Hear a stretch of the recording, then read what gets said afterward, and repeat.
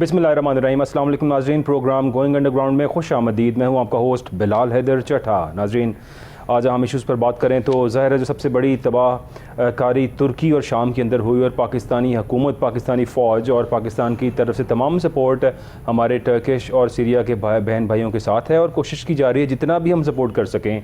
हालांकि जो सैलाब की तबाहकारियाँ पाकिस्तान में थी, अभी still Pakistan is facing that situation और हमें उससे गुजरना पड़ रहा है, लेकिन इसके बावजूद पाकिस्तान की जानिब से यहाँ से जो भी सपोर्ट हो सकी पाकिस्तान ने प्रोवाइड की। C-130 एयरक्राफ्ट के अंदर काफ़ी सारा सामान भी भिजवाया गया और कोशिश की जा रही है मैक्सिमम। आज वज़ीर आज़म शहबाज शरीफ साहब ने अपील भी की और यहाँ पे तमाम मुखय्यर हज़रात को और सनतकारों को, ताजिरों को सबसे रिक्वेस्ट की कि आप बढ़ चढ़ कर जो है वह टर्की के लिए इमदाद फराहम करें और उसके लिए उन्होंने वे आउट्स भी बताए, तरीके भी बताए किस तरह से पैसे दिए जा सकते हैं, किस तरह से सपोर्ट की जा सकती है। लेकिन सपोर्ट के हक़दार तो पाकिस्तान की अवाम इस टाइम सबसे ज़्यादा है, क्योंकि ज़ाहिर है पाकिस्तान ख़ुद एक we are having the most difficult time. शायद पाकिस्तान पर इतना मुश्किल वक्त कभी ना आया हो जितना इस वक्त चल रहा है। उसके ज़िम्मेदारान कौन हैं सब जानता है, मेरा ख्याल सब जानते हैं और अवाम जानते हैं कि कौन ज़िम्मेदार है, किसने क्या किया। इसके बावजूद still we have to face all of this. IMF का कॉन्ट्रैक्ट अभी तक नहीं हो पा रहा। इसहाक डार साहब ने आज कहा मैं जल्द खुशखबरी सुनाऊँगा। खुशखबरी सुनाएंगे उस कर्ज़े की जो IMF हमें देगा। ऐसी खुशखबरी इसहाक डार साहब ने पाकिस्तान को सुनाने की बात की, अवाम को सुनाने की बात की है कि हमें आप सबको खुशखबरी सुनाऊंगा कि हमें IMF का कर्ज़ा मिल गया। सो ये एक खुशखबरी है, लेकिन हाँ अभी वक्ती हालात को देखा जाए तो ये एक खुशखबरी ही होगी, क्योंकि इससे हमारी इकॉनमी थोड़ी बहुत स्टेबिलिटी की तरफ आएगी। Because IMF contract $1 Arab 10 crore dollar हैं जो IMF ने पाकिस्तान को देने हैं। लेकिन ये सिर्फ $1 अरब 10 करोड़ डॉलर नहीं है, तमाम वो प्लेजेस, तमाम वो पैसा जो पाकिस्तान को ADB ने, IDB ने, तमाम बैंक्स ने, तमाम मुल्कों ने देना है। It all depends upon IMF contract होगा, उसके बाद वो तमाम पैसे पाकिस्तान को वो भी मिलेंगे। पाकिस्तान तक उन तमाम लोन्स की, उन तमाम जो भी मदद की गई उस सबकी रसाई पाकिस्तान तक मुमकिन होगी। और पाकिस्तान में काफ़ी कुछ हुआ, इन सब पे बात करेंगे। मैं पहले अपने गेस्ट का आपसे तारुफ़ कराऊँ। मेरे साथ मौजूद हैं नवीद इलाही साहब। Sir thank you so much for joining अस। और उनके साथ तशरीफ़ फरमा हैं खिज़र हयात गोंदल साहब। Sir thank you so much for joining us in the show. तो अपनी बात का आगाज़ करूँगा। नवीद भाई, आई कम टू यू। आज chief justice of Pakistan Umar Ata Bandial साहब शायद जो उन्हें करना चाहिए या वो करना चाह रहे हैं, और आज की उनकी थोड़ा सा इस्तफसार बताऊं तो नैब तरामीम का केस जो इमरान खान साहब ने एप्लीकेशन दी हुई थी सुप्रीम कोर्ट ऑफ पाकिस्तान को, चीफ़ जस्टिस साहब को, और ये कहा था कि जो नैब तरामीम की गई हैं, इस नैब तरामीम से डायरेक्टली वो तमाम लोग मुस्तफ़ीद हुए हैं जिन्होंने ये नैब तरामीम की हैं।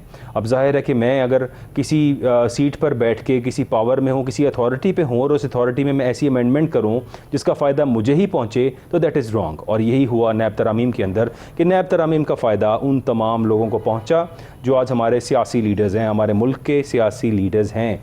जो केसेस उन पर बने थे वो उन्होंने बहुत से केसेस खुद ही बनवाए थे एक दूसरे के ऊपर, पार्टीज़ की आपस की एक दूसरे के इख्तलाफात पर। आज वो सब इकट्ठे हो चुके हैं और इकट्ठे होने के बाद उन्होंने क्या किया, नैब को टूथलेस कर दिया और कोशिश ये की कि नैब के तमाम केसेस जो हैं वो नैब से लिए जाएं। और यही हुआ, नैब को तमाम अपने रेफरेंसेस वापस करना पड़े, कोर्ट से तमाम रेफरेंसेस वापस हुए, तमाम केसेस वापस हुए और इससे डायरेक्टली मुस्तफ़ीद हो गए वो तमाम लोग जिन पर करप्शन के केसेस थे। ऐसे करप्शन के केसेस जो अगर किसी शख्स पे ऐसे केसेस बन जाएं तो मेरा नहीं ख्याल उसको किसी भी सरकारी ओहदे या किसी सिविल ऐसी पॉलिटिकल ओहदे के ऊपर रहना चाहिए। लेकिन हमारे मुल्क का अलमिया है कि यहाँ पर जिस पर केसेस बनते हैं वो ये कहते हैं कि सियासत का हुस्न है केसेस बनना, और ये कहते हैं कि हम पे करप्शन का इल्ज़ाम है तो अच्छी बात है, हम तो बड़े सियासतदान बनेंगे इस इल्ज़ाम के साथ। ये हमारे मुल्क का अलमिया है। यहाँ पर जो कुछ हो रहा है यही सब कुछ हो रहा है और इसी पर बात की आज उमर अता बंदयाल साहब ने। उन्होंने ये कहा कि हमारे मुल्क के अंदर सियासी तनाव और बहरान है, तमाम मसाइल का हल सिर्फ अवाम के फ़ैसले पर है, यानी इलेक्शंस।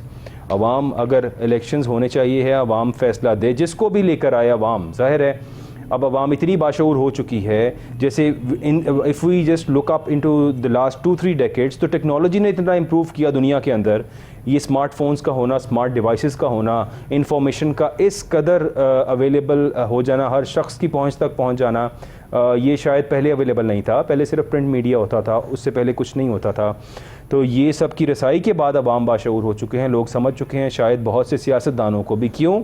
क्योंकि सियासतदान रूटीन में झूठ बोलते हैं एंड एवरीबॉडी नोज इट। आज का दौर ऐसा है कि अगर किसी भी लीडर ने कोई बात की हो, उस बात को उसी टाइम पे चैलेंज कर लिया जाता है through social media, because everything is recorded on social media and you can make a reminder, आप you can get a reminder through that. और अब इस सब पे बात करेंगे जो हमारे मुल्क की सिचुएशन है। मैं आऊँगा अपने फर्स्ट गेस्ट की तरफ, नवीद इलाही साहब। सर, ऑब्वियसली आप यहाँ पे ब्यूरोक्रेसी में रहे हैं and you have seen a lot of things here, और आप पाकिस्तान के सिस्टम को समझते हैं, सब कुछ समझते हैं। जो टेक्नोक्रेट सेटअप की बात की जाती है कि हमारे मुल्क के अंदर टेक्नोक्रेट्स आएंगे तो शायद मुल्क ठीक कर सकते हैं, sir do you think it is feasible कि यहाँ पे टेक्नोक्रेट सेटअप दे दिया जाए? और क्या टेक्नोक्रेट्स अपनी मर्जी से आ सकते हैं या इन्हीं लोगों ने लाना है? अगर इन्हीं लोगों ने टेक्नोक्रेट्स चूज़ करने हैं तो फिर तो मेरिट का नामो निशान नहीं, अपने बंदे इम्प्लांट किए जाएंगे और फिर यही सब कुछ तो यहाँ पे होगा पाकिस्तान के अंदर जो पहले हो रहा है। जी बिलाल साहब, बहुत शुक्रिया। मेरा ख्याल है टेक्नोक्रेट वाला तो एक्सपीरियंस हमने बारहा कर चुके हैं। ठीक है। अब तो ये देखना चाहिए कि क्या आइन में इसकी गुंजाइश है, अगर नहीं है तो किस तरीके से उसको आप लेके आएंगे। तो पहले जो आपके तजुर्बात रहे हैं टेक्नोक्रेट्स पे, मेरा ख्याल है कोई भी तजुर्बा जो है कामयाब नहीं हुआ, और हर तजुर्बे के बाद हमें फर्दर जो है स्लाइड पे नीचे गए हैं। तो मेरा ख्याल है इसकी ज़रूरत नहीं है। जो आपका सिस्टम चल रहा है उसको स्ट्रेंथन क्यों नहीं किया जाता? उसको स्ट्रेंथन किया जाए और वही डिलीवर करेगा। अल्टीमेटली जो मेन स्ट्रीम पार्टीज़ या पॉलिटिशियंस हैं वो अगर वेल इंट्रेंस्ड होंगे, फिर इलेक्शंस के ज़रिए आएंगे, जो वो करेंगे वो लॉन्ग लास्टिंग उनके सोल्यूशंस होंगे। ठीक है। इस तरह के आप जो पैचेस लगाएंगे वो उनका नुकसान होता है, और मेरा नहीं ख्याल कि कभी भी कोई फ़ायदा हुआ है या अब उससे फ़ायदा होगा। ठीक है। इसी बात का आगाज़ में ज़ाहिर है खिज़र हयात साहब, मैं आपकी तरफ आऊँगा। सर, पाकिस्तान के अंदर अब ज़ाहिर है चीफ़ जस्टिस साहब का जो इनिशिएटिव है, आज जो वो बात कर रहे हैं, और नैब तरामीम के ऊपर काफ़ी देर से ये केस चल रहा है। इमरान खान साहब का एप्लीकेशन देना, चीफ़ जस्टिस साहब का प्रॉम्प्ट रिस्पांस देना और फिर ये सब बातें करना, sir do you think it's positive ये होना चाहिए यहाँ पर? क्योंकि ज़ाहिर है जिन लोगों ने नैब तरामीम की, अपोजिशन ना होते हुए नैब में बार बार, यानी इस केस के अंदर बार बार चीफ़ जस्टिस साहब यही इस्तफसार कर रहे हैं कि यहाँ पर जानबूझकर पार्लियामेंट को अधूरा रखा जा रहा है ताकि पार्लियामेंट में अपोजिशन नहीं होगी तो अपनी मनमानी की जाएगी। क्योंकि इस टाइम अपोजिशन लीडर को देखें, पब्लिक अकाउंट कमेटी के चेयरमैन को देखें, तो वो दोनों मुनहरिफ अरकान हैं पाकिस्तान तहरीक इंसाफ के, यानी कि वो दोनों पहले ही टिल्टेड हैं towards the party sitting in the federal government. तो अब अगर वो PDM के ही साथी हैं और वो खुद से बैठे हैं पार्लियामेंट में, तो सर फिर तो ये सब बोगस ही हो रहा है यहाँ पे पार्लियामेंट में जो कुछ हो रहा है। शुक्रिया जी बिलाल साहब। जहाँ तक चीफ जस्टिस साहब के रिमार्क्स जो आज उन्होंने प्रोसीडिंग में दिए हैं जी, उनका ताल्लुक है, तो मेरा ज़ाती ख्याल ये है कि रिमार्क्स के ज़रिए नहीं बल्कि फ़ैसलों के ज़रिए अदालतों को बोलना चाहिए, और वही उनको अच्छा भी लगता है। इस तरह से आप राय आमा में तो मकबूलियत हासिल करते हैं। ठीक है। जब फैसले आते हैं तो बाज़ औक़ात आइनी और कानूनी तौर पर वो ऑब्जर्वेशन आपकी इग्नोर हो जाती हैं जो आपने दी होती हैं। ठीक है। तो उससे अदालत की कोई नेकनामी में इजाफा नहीं होता। एक बात तो ये है। दूसरा जो हमारे यहाँ बदकिस्मती है वो ये है कि अदारों को अपना अपना काम करना चाहिए। हर अदारा जो है वो दूसरे का काम करना चाह रहा है, ये भी ज़्यादती है। वो चाहे पार्लियामेंट है, चाहे वो अदलिया है, चाहे वो प्रेसिडेंसी है या कोई और प्लेटफॉर्म है, उन सारे लोगों को अपना अपना काम करना चाहिए। ठीक है। ना तो वो अपना अपना काम कर रहे हैं और ना दूसरे अदारे जो हैं उनको अपना काम करने दे रहे हैं। सर, वो चीफ जस्टिस साहब ने आज यही बात की। उन्होंने ये कहा कि अगर सब कुछ राइट ट्रैक पे हो रहा हो तो अदालत को कोई ज़रूरत नहीं, यानी पे उस इस्तफसार के अंदर मैं आपको अगर उनकी थोड़ी सी स्टेटमेंट बताऊं, उन्होंने ये कहा कि अदालत हुकूमत नहीं करना चाहती, यानी अदालत को कोई शौक़ नहीं है कि वो हुकूमत के कामों में मुदाखलत करे जब सियासी बहरान पैदा होता है। और अब ये नैब तरामीम जैसे कवानीन पास किए जाते हैं, जाहिर है अब अदालत में चीफ जस्टिस साहब और तमाम लोग बैठे भी तो सिचुएशन को ऑब्जर्व कर रहे हैं कि हो क्या रहा है पाकिस्तान में। और उन्होंने यही कहा जब ऐसी सिचुएशन होती हैं, यानी कि आइन की खिलाफ वर्जी खुलेआम की जा रही होती है, तो फिर अदालत को इंटरवेन करना पड़ता है। हम शौकिया नहीं कर रहे। देखें, अदालतें जो है ना वो कभी भी ये नहीं कहती कि जी हम यहाँ इंटरवीन करेंगे, वो शौकिया करते भी नहीं, नो डाउट इसमें। उन्होंने यही कहा कि एप्लीकेशन आई थी, इमरान खान साहब ने दी तो हमने केस शुरू किया। देखें, सियासत में उनका आना जो है ना जी, वो मुनासिब नहीं लगता जी। हाँ, जो उनके पास केस आते हैं उनको मेरिट पर सुना जाए। यही उन्होंने कहा कि मुझे एप्लीकेशन, उन्होंने कहा मुझे एप्लीकेशन इमरान खान की जानिब से आई है तो मैंने केस स्टार्ट किया, ये मेरा सुओ मोटो एक्शन नहीं था। हाँ, लेकिन सुओ मोटो एक्शन नहीं था, लेकिन इसको या तो जल्दी टेकअप कर लेते, जब आया था ठीक है। तो इतना गंद ही ना पड़ता, उसको उसी वक्त संभाल लिया जाता ठीक कि है। जी ये गलत हो गया है। हाँ। आप जिस तरह देख रहे हैं कि पार्लियामेंट का एक हिस्सा जो है वो अधूरा पड़ा है, कौमी असम्बली जो है उसमें से बहुत सारे लोगों ने पहले रिजाइन कर दिया, ठीक है। फिर उन्होंने कहा कि जी अब हम रिजाइन नहीं करते, अब हमें रहने दें, ठीक है। और उस पर अवाम जो है वो आपके सामने है जितना भी है। जी लेकिन ये सारे प्रेशर टैक्टिक्स से जिनमें उनको नाकामी हुई, नाकामी के बाद उन्होंने वापसी का रास्ता इख्तियार करने की कोशिश की और फिर अदालत का दरवाजा भी वो इसी हवाले से गए। जी बिल्कुल। लेकिन फिर असल लाहौर हाई बात जो कोर्ट आप कर रहे हैं वो ये है जी कि नैब तरामीम ये एक ऐसा काम है जिसके लिए तमाम पार्लियामेंट को ऑन बोर्ड होना चाहिए, बिल्कुल। चाहे वो अपोजिशन है चाहे वो हिज़्ब इक़्तिदार है। उनको अगर आप ऑन बोर्ड नहीं करेंगे तो फिर अगली हुकूमत आएगी, वो फिर तरमीम कर देगी, ठीक है। फिर वही तमाशा शुरू हो जाएगा। तो जिस तरह आईने पाकिस्तान को मुतफ़िका तौर पर जो है वो उस वक़्त बनाया गया और तमाम पार्टियों को जो इन हाउस थी उनको ऑन बोर्ड किया गया। ठीक है। अगर आप चाहते हैं कि नैब तरामीम जो है वो इस तरह की हो जाएं कि सारे लोगों के लिए एक्सेप्टेबल हों और आने वाले वक्तों में आपको बार बार ऐसा काम ना करना पड़े, ठीक है। तो फिर आपको पहले हाउस को मुकम्मल हो जाना चाहिए।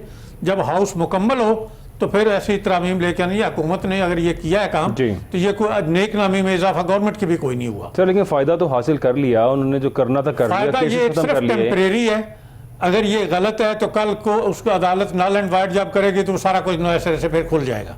लेकिन आपको लगता है कि वो तमाम जिस तरह से पहले प्रेशर डाला गया शहबाज शरीफ साहब के ऊपर या तमाम जो लोग नॉमिनेटेड थे उनके ऊपर, अब जब उन्होंने सारे बंदे ही चेंज कर दिए हैं, अपनी मर्जी के बंदे प्लांट कर दिए गए हैं, और अब हम इवन इस केयर टेकर सेटअप में ट्रांसफर पोस्टिंग्स को देखें तो जो अलाउड नहीं है भरपूर तरीके से किया जा रहा है उसको, तो आप क्या समझते हैं कि जब ये दोबारा अगर अदालत रिवर्ट कर भी दे तो क्या वो सिमिलर प्रेशर क्रिएट हो सकता है इनके ऊपर?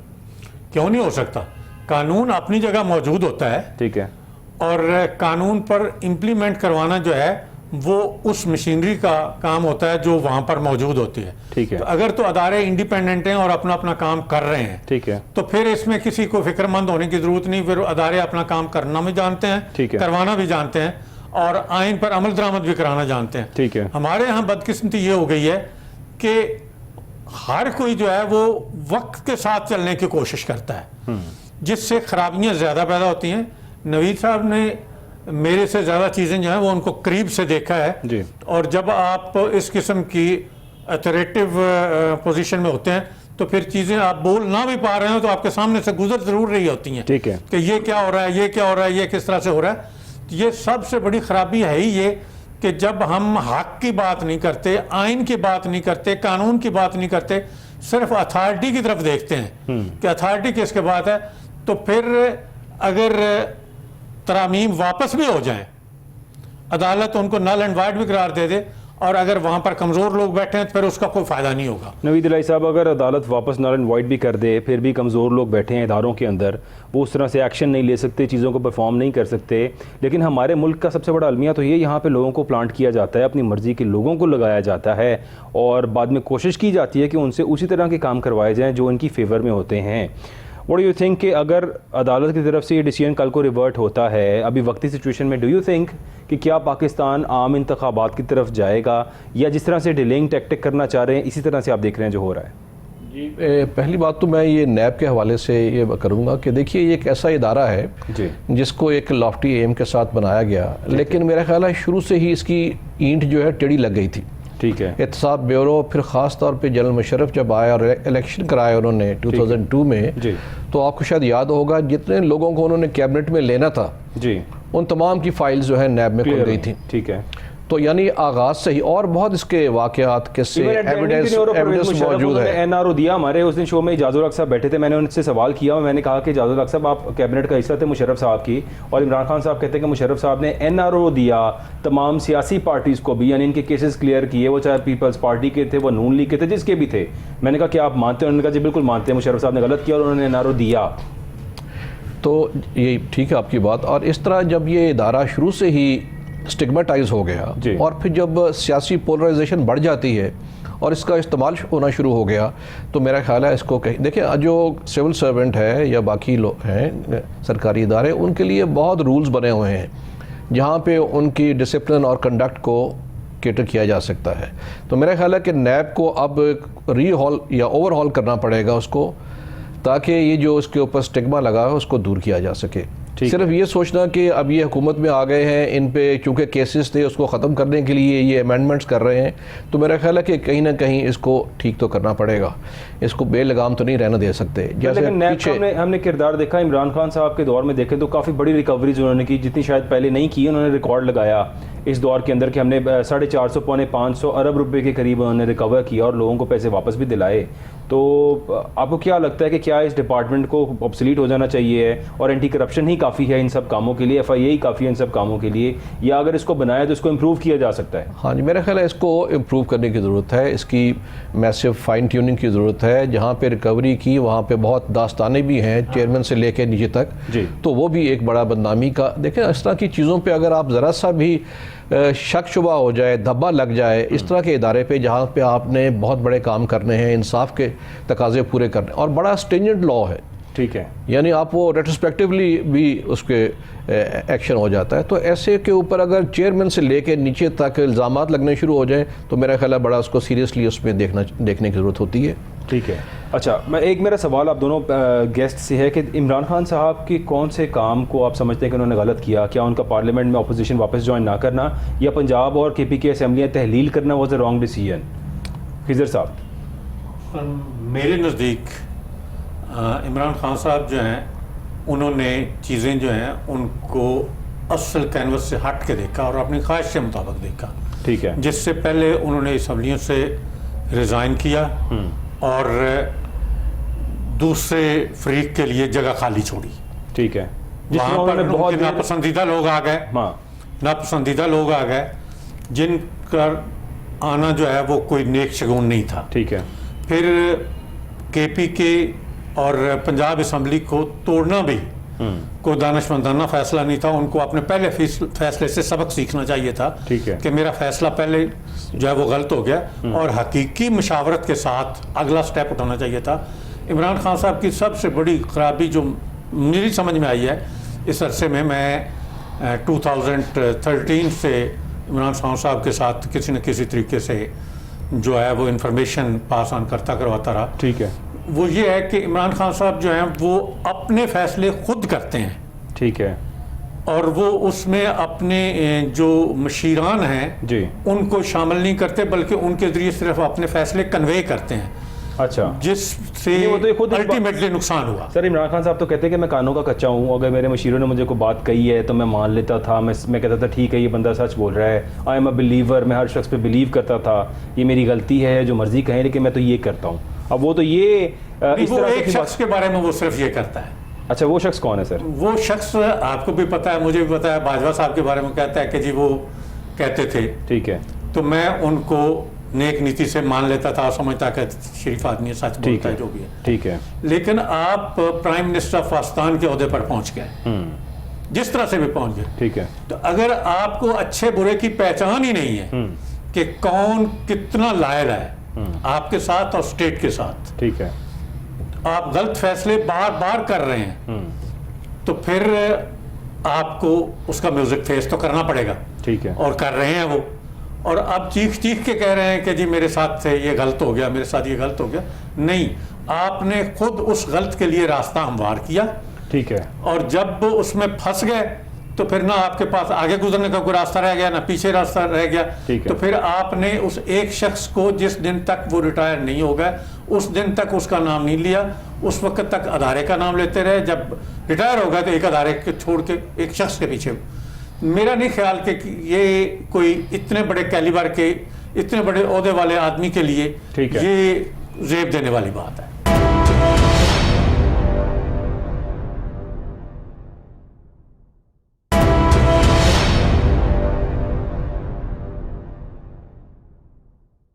नवीद इलाही साहब, sir what is your take on that? जी, मेरा ये ख्याल है कि देखिए जो सियासी जमातें हैं उनका मतवा नज़र या हदफ जो है वो तो हसूल इक़्तिदार होता है। ठीक है। लेकिन हसूल इक़्तिदार में आप तमाम इक़्तिदार को भी भूल जाएं और रियासत को भी भूल जाएं तो वो बहुत नुकसानदेह है। यही इमरान खान साहब ने कहा है जब से वो इस अपने इक़्तिदार से बाहर हुए हैं तो वो एक माहिए बेआब हैं। ठीक कि है। मुझे दोबारा देखिए इलेक्शन का जो मुतालबा है वो क्या है, वो ये पार्टीज पहले ख्याल करती थी। नहीं, उनका ये ख्याल है करते रहे जी। हैं, मुतालबा करने में कोई हर्ज नहीं, लेकिन उसका एक तरीका कार होता है। देखिए आप मुतालबा करें कि जी मुझे निकाल दिया है, आप दोबारा इलेक्शन कराएं, ठीक है, ठीक है, लेकिन उसके लिए ये नहीं है कि इतना इंतशार और खलफशार फैले कि जब यहाँ पे सैलाब का भी से भी बुरा हाल है ठीक तब भी आप पीछे ना हटे। देखिए बैठ के आप पीपल्स पार्टी और मुस्लिम लीग को देखिए कितनी इनकी मुहासमत रही है साल साल, ठीक है, फिर किसी मौके पे बैठे और उन्होंने जो चार्टर ऑफ डेमोक्रेसी किया, अल्टीमेटली बैठ के ही बात होगी। चार्टर ऑफ डेमोक्रेसी इन दोनों का आपस में हाथ मिलाना, पाकिस्तान पीपल्स बिल्कुल, पार्टी का बिल्कुल, बिल्कुल। और मुस्लिम लीग नून का, इसको चार्टर ऑफ डेमोक्रेसी कहेंगे हम सर? जी मैं ये समझता हूँ कि दो बाइपोलर यहाँ पॉलिटिक्स थी, ठीक है, जिस पे बहुत नुकसान हो रहा था यहाँ सिस्टम को, और जब उन्होंने देखा कि इसका फ़ायदा कौन उठाता है, जो बीच में आके 10 साल के करीब हुकूमत कर गए, ठीक है, लिहाजा आइंदा ये नहीं करेंगे, तो वो करीब बैठ गए। ठीक है, दोनों के अपने अपने देखे इंटरेस्ट होते हैं, जैसे मैंने कहा कि वो अपने मुफाद के लिए इकट्ठे हुए थे या डेमोक्रेसी के लिए? हसूल इक़्तिदार ही पॉलिटिकल पार्टी का मफाद होता है, ठीक है, तमाम यही करते हैं, ठीक है, लेकिन उसके लिए कोई तरीक़ाकार, जैसे जंग होती है जी, तो फिर भी आप जो जनेवा कन्वेंशन उसमें एक तरीक़ाकार बता देता है, ठीक है, कि आप इस तरह लड़ेंगे, POWs को इस तरह रखेंगे, गोली का साइज इस तरह की होगी ताकि कम से कम नुकसान हो और एंगेजमेंट। तो ये भी बड़ा डिस्ट्रक्टिव हो सकता है रियासत के लिए, अगर आप इक़्तिदार में एक दूसरे को पाँव रख के मसलते हुए कुचलते हुए आगे निकल जाएं। तो मेरा ख्याल है, देखिए आज क्या महीना आ गया, फरवरी है जी, वैसे अगर देखा जाए तो ख़त्म होता है ये टेन्योर अक्टूबर में जी। अगर ये 3 महीने सब्र करेंगे और उसके बाद फिर केयर टेकर गवर्नमेंट आ जाएगी और टाइम पे इलेक्शन हो जाएगा, आप उसमें ये बताइए कि उससे कौन सा यहाँ पे बहुत बड़ा नुकसान होने लगा है सर? लेकिन हाँ, लेकिन अगर आप इलेक्शन अब कराएंगे तो उसका नुकसान यकीनन होगा। आप की माशी बदहाली है, केयर टेक जैसे आप खुद फरमा रहे हैं कि अभी वो डार साहब भी मुंतज़िर हैं कि IMF का पैकेज मिल जाए, ठीक है, आज अगर छोड़ दें और केयर टेकर गवर्नमेंट आ जाए, उसको कोई भी पैकेज कुछ भी नहीं देगा, लोन वगैरह, तो आपका तो हाल ही ये ख़राब है कि few billions are in your kitty now, तो क्या बनेगा आपका? सर लेकिन who brought you up on these few billions? क्या इमरान खान का जब टेन्योर ख़त्म हुआ था, $17 बिलियन कहा जाता है फॉरेन रिजर्व में था, इन लोगों ने उसको रिड्यूस किया, या इन लोगों को जिस तरह से ये क्लेम करते थे कि हम तजर्बाकार लोग हैं, हमारे पास ऐसे तजर्बाकार टीम है जो पहले 3-4 डेकेड से ये सब कुछ करते आ रहे हैं, सो वी आर एक्सपीरियंस्ड, तो इफ़ दे वर एक्सपीरियंस्ड, क्या इनको 16-17 से इस तरह से रिड्यूस कर लेना चाहिए था या इनको मजीद इंप्रूव करना चाहिए था? What do you think? जी बिल्कुल, इस पे अलग बात ज़रूर हो सकती है, ठीक है, बल्कि मैं ये कहूँगा देखें 13 पैकेज जो है IMF के आ चुके हैं और कोई भी इस तरह प्रॉपरली कंप्लीट नहीं हुआ, ठीक है, और इन्होंने जो दावे किए वो पूरे नहीं हुए, और अभी भी मैं समझता हूँ जो एक्सपेंडिचर्स को कट करना है बहुत ज़रूरी है। अगर आप 3 फेडरल कैबिनेट के सर मिनिस्टर्स हो चुके हैं, मिनिस्टर प्रोफाइल के लोग, इनके एडवाइजर्स देखें, कोई बंदा छोड़ा ही नहीं। 83 लोग लगा दिए मुल्क में, की कहते हैं जहर खाने को पैसे नहीं, हमारे वजीर आजम साहब कहते हैं, और कहा करते थे कि जी मैं अपने कपड़े बेच के आटा सस्ता करूंगा आवाम के लिए, तो 83 मिनिस्टर्स बना दिए सर, ये क्या हो रहा है? बिल्कुल, इसमें मैं यही पे अर्ज़ कर रहा हूँ कि एक्सपेंडिचर पे सबसे पहले कट लगाएं, आपका शॉर्ट टर्म जो है वो सोल्यूशन यही है, उसके बाद आप बाकी चीज़ें करें ताकि आपके लोगों को नज़र तो आए कि आप ये करना चाह रहे हैं। ये this is one aspect, this is besides the point. इसकी बेसिस पे ही आप कह दें कि इलेक्शन कल करा दें, तो मेरा ख्याल है कि वो कोई अच्छी दलील नहीं है उसके लिए।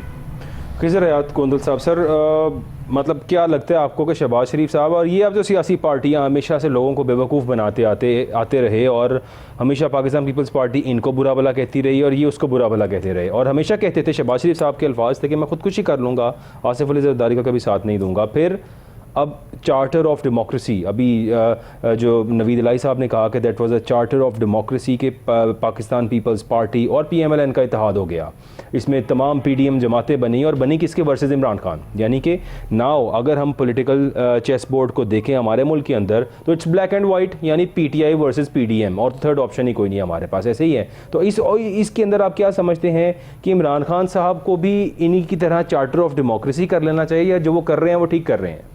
देखें, अर्ज़ ये है कि चार्टर ऑफ डेमोक्रेसी जो है वो तो हुआ था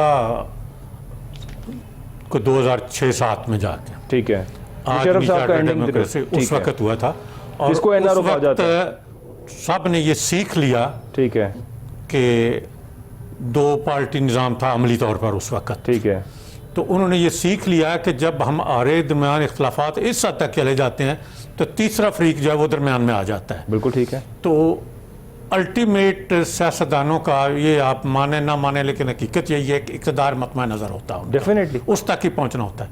तो उन्होंने ये सोचा कि बजाय इसके कि तीसरा अफ्रीका आके कुछ 10 साल लगा जाता है, हम 5 साल सब्र कर लें, अगर ठीक है, दूसरे को आने दें तो फिर हो सकता है हमारी बारी आ जाए, ठीक है, बजाय इसके कि तीसरा अफ्रीका आके सर, बैठ लेकिन जाए। ये तो अब जो सब्र ही आप किया बात गया। कर रहे थे उसकी तरफ आते जी, हैं जी। कि जी पीडीएम जो है वो देखें, जमहूरियत इसी का नाम है कि दूसरे के राय का एहतराम किया जाए, सुना जाए उसको, ठीक है, और उस राय की रोशनी में मुल्की मफादात के लिए इकट्ठे होकर बैठा भी जाए। ठीक है।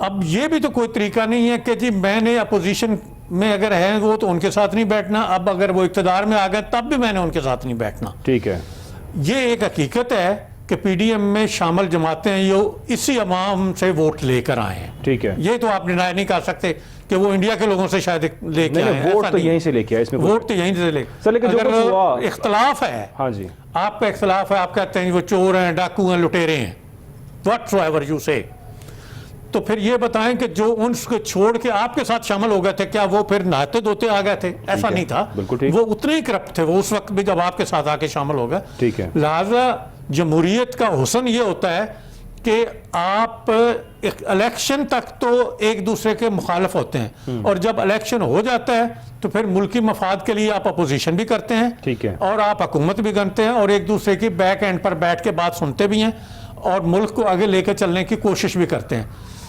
मेरी समझ से सच्ची बात है, आज तक ये बात नहीं है, मैं प्रैक्टिकल लाइफ में हूँ सिंस 1983, 40 साल हो गए मुझे माशाल्लाह, लेकिन इस दौरान मैंने ऐसी सूरत हाल पहली दफा देखी है कि मैं अगर इक्तदार में हूं तो मैंने अपोजिशन से बात नहीं करनी, और अगर मैं अपोजिशन में हूं तो मैंने हुकूमत से बात नहीं करनी। यह भी तो कोई तरीका नहीं है ना। आप आगे बढ़ें, कुछ चीजें तो ऐसी होंगी कॉमन जिन पर आप आगे बढ़ के चल सकते हैं। 10 कदम चलेंगे, एक कदम पर आपका इत्तफाक हो जाएगा, 9 पर आपका इख्तलाफ हो सकता है। ठीक है, उस एक कदम पर चलेंगे तो हो सकता है बाकी जो 9 है उनमें से भी किसी पर आपको आगे चल के समझ आए कि नहीं हो सकता है। लेकिन यहां पर तो बदकिस्मती ये हो गई कि कोई किसी को सुनने को तैयार ही नहीं है, सिर्फ ये कहते हैं कि सिर्फ हम सच बोल रहे हैं। ऐसा नहीं होता, ठीक है, होता ही नहीं ऐसा। जमहूरियत में आपको बर्दाश्त करना पड़ता है, और अपनी राय के अगेंस्ट आने वालों को भी बर्दाश्त करना पड़ता है। अगर आप इसको नहीं करेंगे तो यकीन जाने हम कोई जमहूरियत की खिदमत ना आप ना मैं कर रहे हैं। हम सारे लोग जो हैं वो अपना अपना वक्त गुजार रहे हैं, और अपने अपने इक़्तिदार के, वो चाहे छोटा है या बड़ा है, उसके पीछे भाग रहे हैं। लिहाजा हमें दूसरों की बात को एहतराम देना चाहिए, और अगर वो सच बोलते हैं तो हमारा ज़मीर हमें बता रहा होता है कि वो सच बोल रहे हैं और सही बात कर रहे हैं, तो उसके पीछे फिर चल भी पड़ना चाहिए।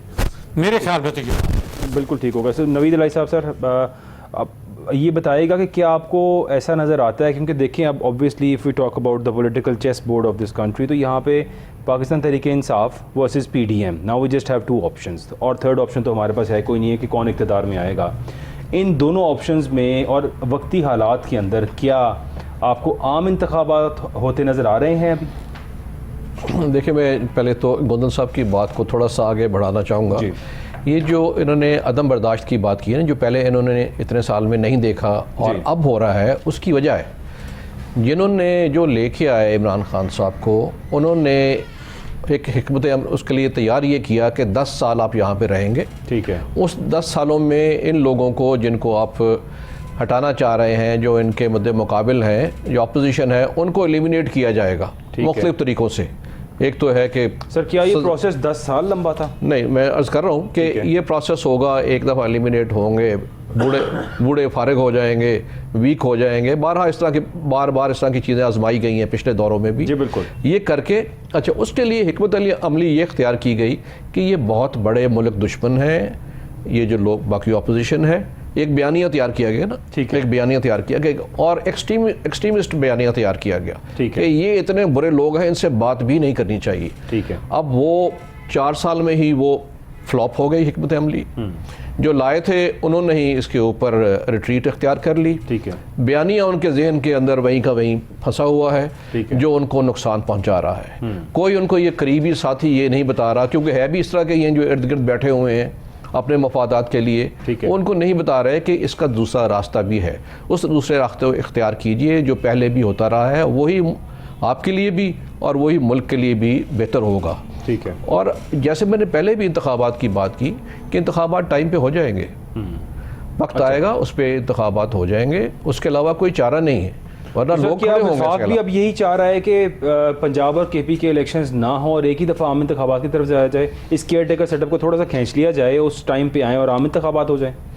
जी मेरा ख्याल है कि मुझे इसके ज़्यादा जो लीगैलिटी पे बहुत ज़्यादा नहीं पता, लेकिन कहा यही जा रहा है क्योंकि बहुत बड़ा इसके ऊपर एक ख़र्चा है, ठीक है, जिस पे 47 बिलियन था, आपका जा रहा है शायद 67 अरब रुपया चाहिए है तो आम मेन इंतखाबात के लिए। तो आम इंतखाबात के लिए इसके लिए 21 बिलियन यहाँ पे चाहिए और फिर केपी में चाहिए जी। तो उसको स्ट्रेच करके वहाँ पे ले जाएं जब दूसरी केयर टेकर गवर्नमेंट भी बननी है। ठीक है, तो मेरा ख्याल है आज कि वजीर हमारे वजारत ख़जाना ने कहा है हमारे पास पैसे नहीं हैं, और फौज की तरफ से रिप्लाई आया है कि हमारे पास अभी बंदे अवेलेबल नहीं है कि हम इलेक्शंस के ऊपर जो है ड्यूटियां लगाएं और आपको बंदे प्रोवाइड करें। सो ना सिक्योरिटी है आपके पास, ना पैसे हैं आपके पास, तो इंतखाबात होने कहाँ से? इजाफा कर लें जी प्लीज़। कि अदलिया ने भी कह दिया है कि हमारे पास आपको देने के लिए स्टाफ मौजूद नहीं है। ठीक चीफ है। सेक्रेटरी ने कहा कि जी हम स्टाफ नहीं दे सकते आपको, यानी कोई रिटर्निंग ऑफिसर नहीं होगा, कोई किसी किस्म का पोलिंग एजेंट नहीं इस वक्त होगा। हमारे हालात ऐसे हैं ठीक है, कि इस वक्त हम आपको नहीं दे सकते। ठीक है। लॉ एंड ऑर्डर की सूरत हाल भी ऐसे है, पुलिस ने भी जो है वो भी हाथ खड़े कर दिए कि जी नहीं हम इस वक्त इसके लिए अवेलेबल नहीं है। तो खिजर भाई व्हाट डू यू सजेस्ट, आपको क्या लगता है क्या इमरान खान को वेट करना चाहिए, अब सब्र से बैठ जाएं? अब जो एक बयानिया बना लिया उन्होंने, ऑब्वियसली यू नो एवरीथिंग, आप सब कुछ देख रहे हैं, इमरान खान साहब से गलतियां भी हुई, पहली बार इक़्तिदार आया था और जितना मेच्योर अपने आप को वो साबित करने की कोशिश करते हैं, शायद इमेच्योरिटी थी उनके बहुत से फैसलों के अंदर। और अब आप क्या समझते हैं, क्या इमरान खान को वेट करना चाहिए जिस तरह से अब जेल भरो तहरीक शुरू की जा रही है? क्योंकि ज़ाहिर है पाकिस्तान तहरीक इंसाफ के लोगों पर हम देख रहे हैं कि आए रोज़ पर्चे कटते हैं, उनको उठाया जाता है। और आमिर डोगर साहब को देखें, बाकी तमाम लीडर्स को देखें रिसेंटली भी, तो ये मामला थम नहीं रहा। क्या उनकी जेल भरो तहरीक एक सही फैसला है या फिर से इमेच्योरिटी आपको नज़र आ रही है? जहाँ तक आप जेल भरो तारीख वाली बात कर रहे हैं तो उससे तो वो खुद ही भाग गए हैं, ठीक है, हट गए हुए हैं पीछे अमली तौर पर। वो उस बात का इंतज़ार करेंगे कि मुझे क्या करना चाहिए। यही वो यहाँ तो खराबी ऐसी है जो देखी होती है आपने? कि वो जज्बाती फैसले करते हैं, ठीक है, उनको अनाउंस कर देते हैं, ठीक है, फिर जब रिट्रीव करते हैं तो बदनामी होती है। यू टर्न जिसे कहा जाता है। हाँ, That is what he is उससे famous बदनामी होती है, और जब उनकी बदनामी होती है तो फिर उनको बुरा भी लगता है। ठीक है, ये नहीं सोचते कि मुझे पहले सोच के फैसला करना है, सोचे समझे बगैर आप फैसले कर लेते हैं। जो आप बात कर रहे हैं ना कि जी क्या इमरान खान को बैठ जाना चाहिए, बैठने के अलावा तो बहुत सारे ऑप्शन होते हैं, सड़कों पर आए बगैर भी आप आवाम में इन रह सकते हैं। सर लेकिन डॉक्टर आरिफ अलवी साहब जो है बयानिया उसको जरूर जारी रखें, लेकिन इस किस्म के नवीद अलाई साहब सर नवीद अलाई साहब, वेलकम टू यू। आपको क्या लगता है कि जैसे सदर आरिफ अलवी साहब चाह रहे थे कि यहाँ पे उन्होंने बहुत दफ़ा डायलॉग की कोशिश की हुकूमत के साथ, और 2-3 दफ़ा वो लाहौर आए, आज भी लाहौर में हमारे सदर मुमलिकत, मेरी उनसे 2 बार मुलाकात भी हुई, सहाफ़ियों की उन्होंने कॉन्फ्रेंस की थी वहाँ पर और उनके साथ प्रेस काफ़ी डिस्कशंस की, तो उसमें उन्होंने बताया स्ट्रेटली कि वफाक हमसे बात करने को तैयार नहीं है, यानी कि he is a good arbitrator और एक अच्छी ऑप्शन है दोनों पार्टीज़ के पास, लेकिन वफाक ने इग्नोर किया उनको भी। अभी रिसेंटली भी इंतखाबात की बात हो और उन मुज़ाकरात की बात हो तो उन्होंने जो है वो थोड़ा सा इग्नोर किया इनको। अब इस इग्नोरेंस के बाद हुकूमत खुद नहीं बैठना चाह रही इनके साथ, this is the solution to it. नहीं, मेरा ख्याल है कि अब कुछ तब्दीली है, जैसे उन्होंने ऑल पार्टीज़ कॉन्फ्रेंस के लिए उनको मदऊ किया, ये एक बड़ी अच्छी ओपनिंग हो सकती थी कि बैठ जाते और से एक दूसरे के करीब बैठ के थोड़ा सा दोबारा एतमाद बहाल होता, लेकिन उसको उन्होंने रद्द कर दिया, फिर वो तो वहीं के वहीं अपने उसके ऊपर कायम है। तो मेरा ख्याल है कि इसके लिए एफर्ट दोबारा होनी चाहिए। अगर अलवी साहब कर रहे हैं, वो एक ऐसे फिगर हैं कि जो बैठे और दोनों को इस पर टेबल पे लेके आए बात करने के लिए, इससे अच्छी बात कोई नहीं होगी। और आई एम श्योर कि हुकूमत को भी इसके ऊपर बैठना पड़ेगा और बैठना चाहिए, क्योंकि ये जब तक इलेक्शन नहीं होते लोग उनके गरेबान पे भी हाथ डालेंगे। जिस तरह आप ये इन्फ्लेशन और उसके बावजूद जैसे आप फरमा रहे हैं कि ये फौज जफर मौत जो है मुजरा की बैठा दी है जी, तो मेरा ख्याल है उनको भी बैठ के बात करनी पड़ेगी। मगर ज़्यादा मुझे जो इससे है, इमरान खान जो हैं वो फ्लेक्सिबल नहीं है, और वही वाला बयानिया जो उनको पहले दिया गया था वो अभी दिमाग से निकल नहीं रहा, वो निकालना ज़रूरी है। फिर ये बैठ जाएंगे, मुज़ाकरात हो जाएंगे, आप इंशाल्लाह चीज़ें बेहतर हो जाएंगी। बिल्कुल ठीक है। और आज की मैं अगर आपको बात बताऊँ तो ये कहा गया अगर गवर्नर साहब इलेक्शन की तारीख नहीं देते तो सदर मुमलिकत इलेक्शन की तारीख दें, और मेरा ख्याल है इस उनकी डिसीजन के बाद ही ये सदर मुमलिकत साहब का लाहौर आना लाहौर पहुँचना और इस सब चीज़ को ऑब्ज़र्व करना, क्योंकि इलेक्शंस की डेट अभी तो केयर टेकर सेटअप तो इंटरेस्टेड ही नहीं है, शायद वो देने आए ही नहीं है इलेक्शन की तारीख, वो जिस डिलेइंग टेक्टिक पे आए हैं उसी को वो यूज़ कर रहे हैं और वो तमाम काम किए जा रहे हैं जो उन्हें नहीं करने चाहिए। वो ट्रांसफ़र पोस्टिंग्स की बात हो और वो तमाम अपने फ़ैसलों का नाजायज़ इस्तेमाल, अपने इख्तियारात का नाजायज़ इस्तेमाल करना हो तो वो हम देख रहे हैं। इस सब के बावजूद सदर मुमलिकत लाहौर पहुँच गए हैं। खिज़र हयात गोंदल साहब, आपको क्या लगता है कि लाहौर आना उनका, क्या वो इलेक्शन की तारीख और इस सब चीज़ को सेटल करने के लिए आए? देखें, सदर मुमलिकत जो हैं वो उन्होंने शुरू से कोशिश की है ठीक है कि चीज़ें जो हैं उनको थोड़ा एटलीस्ट कूल डाउन किया जाए। ठीक है, लेकिन अब वो जो 2 दिन पहले उन्होंने ख़त लिखा है उसके बाद वो भी बाइस्ड हो गए। ठीक है, और उनको इस तरह से इलेक्शन कमीशन को ख़त नहीं बराह रास्त लिखना चाहिए था। ठीक है, सिवाय इसके कि प्राइम मिनिस्टर की तरफ से कोई उनके साथ एडवाइस होती। ठीक है, या सर पीएम एडवाइस तो देखें, तर्जमान ना करें, सर वो भी इट इज़ अ रियलिटी है। ये हमारे यहाँ तो बिटर रियलिटी है कि यहाँ पे गवर्नर बनाया जाए, आपको सदर बनाया जाए, किसी भी ऐसे ओहदे पे बिठाया जाए तो आपको बाइस्ड नहीं होना चाहिए, आप अपनी पार्टी से हट के अवामी नुमाइंदे बन गए। एग्जैक्टली यही होता यहाँ है, पे होता है ऐसा नहीं है, अमली तौर पर ऐसा नहीं होता। अमली तौर पर ऐसा नहीं होता, अमली तौर पर ऐसा नहीं होता और इसी वजह से उनकी बात में वजन भी फिर नहीं होता। ठीक है, और दूसरे फरीक के लिए काबिल कबूल भी नहीं होता। नवीद इलाही साहब, योर टेक सर। मैं इस पे ये कहना चाहूँगा, जैसे बात की गई कि ये जो होता है वो इस बात का मुतकाजी है कि अपने पार्टी पॉलिटिक्स से वो they should rise above that. मुझे ये, मैंने प्रेसिडेंट ऑफिस में सर्व किया है। ठीक है, और ममनून हुसैन साहब सदर थे, नवाज शरीफ उस वक्त प्राइम मिनिस्टर थे। कभी ये नहीं हुआ कि उन्होंने तलब किया हो सदर को प्राइम मिनिस्टर ऑफिस में। ठीक है, हर महीने प्राइम मिनिस्टर जाया करते थे प्रेसिडेंट के पास, और यहाँ पे तलब किया जा रहा है लाहौर में अपने घर के अंदर, तो इससे क्या तासुर मिलेगा? ठीक है, तो मेरा ख्याल है कि उनको इसके ऊपर रोल प्ले कर सकते हैं अभी भी। लास्ट फ्यू मिनट्स, और मैं चाहूँगा कि we just talk about the solution. आपको क्या लगता है आम आदमी का मसला यहाँ पे तनख्वाहें हैं, यहाँ पे महंगाई कंट्रोल होना है, यहाँ पे पेट्रोल प्राइसेस हर चीज़ को कंट्रोल होना है, what is the solution? Sir मैं नवीद इलाही से पहले आपकी तरफ आऊँगा, क्या सोल्यूशन आप समझते हैं इस मुल्क के अंदर क्या होगा तो हमारी इकॉनमी स्टेबल हो सकती है? मेरा ख्याल है, मैं तो जो है लेमैन और जो मैंने इकोनॉमिस्ट जो है उनसे जो जानना चाहा चीज़ें, पहला तो शॉर्टकट तो यही है, सबसे पहले आप एक जो एक्सपेंडिचर है अपने massive expenditure, non development expenditure, उनको कट करें। 83 लोगों को रिड्यूस करके को 30 साल से रखें। इनकी क्या ज़रूरत है इनकी 83 या 85 की? वो अमीर मुकाम वहाँ बैठे जलसे कर रहे हैं, तो अगर वो एडवाइज़र हैं, उनके पास सारा अथॉरिटी है, तो वो अब जलसा मरियम का करवाएंगे, वरना कैसे करवाएंगे जलसा? बंद करें इस काम को। अगर आप ये चाहते हैं कि इसको आपने सूरत डिफ़ॉल्ट की तरफ अगर आप कह रहे हैं हम जा रहे हैं, सर आपको तो इन स्टेप लेने पड़े। चाहते हैं कि डिफ़ॉल्ट से पाकिस्तान को रोका जाए? नहीं, वो तो डेफिनेटली सिचुएशन देखें, एक्सपीरियंस लोग हो के 17 बिलियन डॉलर से आपका रिजर्व 3 बिलियन डॉलर पे आ जाना, क्या ये एक्सपीरियंस लोग थे या ये जो कुछ किया they just don't want to control it? कि पहले मिफ्ता इस्माइल का नाम लगाकर टाइम वेस्ट किया गया, फिर कहा गया नहीं मिफ्ता तो फारिग है, वो डार साहब आएंगे, वो आके कंट्रोल करेंगे सब कुछ। डार साहब आए, आके कहा मैंने अभी डंडा नहीं चलाया तो डॉलर नीचे आ गया 10 रुपये, अभी डंडा चलेगा तो क्या होगा? डंडा चला, डॉलर 275 का हो गया। तो क्या आपको लगता है ये कंट्रोल करना चाह रहे हैं या ये क्या करना चाह रहे हैं? जैसे मैं अर्ज़ कर रहा हूँ कि वो कंट्रोल करना चाह रहे हैं, लेकिन सेल्फ सेक्रीफाइस के बगैर करना चाह रहे हैं। मैं तो उसी शॉर्ट टर्म सोल्यूशन की बात कर रहा हूँ कि वो होना चाहिए। Sir your take on that.